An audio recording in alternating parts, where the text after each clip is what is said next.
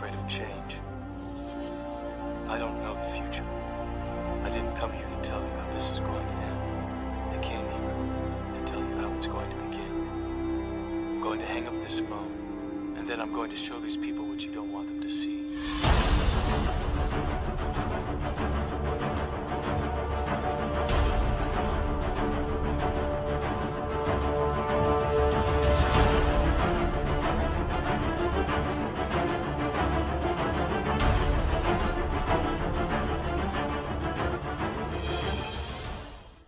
Is humanity too far lost? This is a question that has echoed in the hearts and minds of Anonymous everywhere. The idea itself is in disarray, scattered revolutionaries that blanket the globe like stars in the night sky. Each a brilliant flame of truth, change, motivation and love. The idea is in such a state that the most notable and powerful amongst us spend their days within their own echo chambers of what they view as the good fight. They take down YouTube, social media accounts or expose local government corruption, which in its own right is very much appreciated and noteworthy indeed, but the time is fast approaching of perhaps the biggest chance we have to pursue change. To stand shoulder to shoulder and let all our voices be heard to the corrupt snake that poisoned every facet of our daily lives. Where will you be? We look around social media and interwebs and we see stagnant order of egos lost in echo chambers of hate or a sort of disposition towards one another that seems to not be able to be reconciled. This is ego-driven division. Ego is something Anonymous killed off itself for the very sake of being immortal, the idea that no manipulative force could conquer or tame. Ask yourself, are you living up to the idea? No, we don't mean hacking some website, reporting some disgusting accounts or doxing yet another corporate thief in a $5,000 suit. We mean, are you representing the very idea that you chose to become when you started? Are you unifying your brothers and sisters, or are you standing against them? Is keeping within your own groups and taking down YouTube for over an hour really what is to be ordered off the menu against the enemy we all face? You really believe this is how a change will come about? Or are you just doing these things for the lulz? The greatest lulz the elite hold the cards to, the great threats that face mankind are in essence runaway freight trains barreling towards every last human being on this planet, and here no one has been even able to unite with each other because of simplistic ego-driven disagreements. Never mind seeing the common threat that faces us all. A threat that supersedes any and all disagreements any of you believe are so damn important. Perhaps it is the destiny of mankind, one that cannot be stopped. It's true of humanity, it takes people to pay the ultimate price in large numbers for anyone to care enough to stop it from ever happening again. Ironically, this is exactly what humanity's common enemy has in store for us all. Yet here we are in all our glory, exposing corrupt puppets, shutting down YouTube for a whole hour and bickering amongst ourselves about how near there isn't a real Anon. If we were the elite at this time, we would be admiring our handiwork. You see, there's a choice being made, and soon another chance for us to demonstrate exactly the power we truly have will be here again. And how much uniting have you done for this event? How many million Mask March videos have you put out? How many flyers, emails or social media events have you orchestrated? Everyone bitches about how poor the march has been over the years, yet no one has put in a large collective effort to see to it that it's not. Have you forgotten who you are? Have you forgotten that Anonymous is the people? That means you, yes, you the one watching this now. What have you done to promote the march? There's a choice being made. Not making a choice is making a choice. You can go on fighting the local social media battles, doxing each other, corrupt puppets that control nothing, reporting accounts, shutting down websites, or you can strike at the root of all this in which you battle. The battles are indeed important to win, but this won't win the war for humanity. November 5th is coming. The idea needs you. Your brothers and sisters need you. Your fellow Anons that you call fake need you, your countries need you, the children needs you, the world needs you. The choice is yours. like it always has been. We show you the doors of truth, but it's us united together that have to open it and use it as it's intended.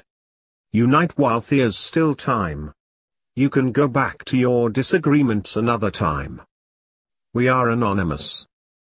We are legion. We do not forgive. We do not forget. Expect us.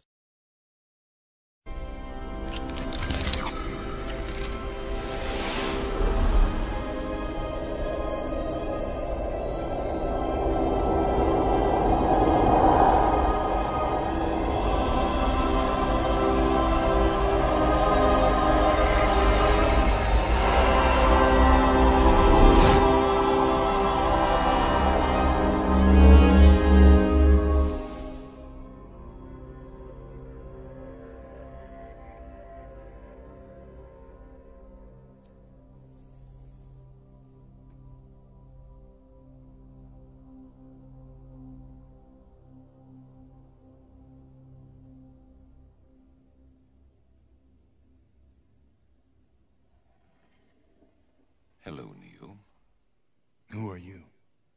I am the architect. I created the Matrix. I've been waiting for you. You have many questions, and though the process has altered your consciousness, you remain irrevocably human. Ergo, some of my answers you will understand, and some of them you will not. Concordantly, while your first question may be the most pertinent, you may or may not realize it is also the most irrelevant. Why am I here?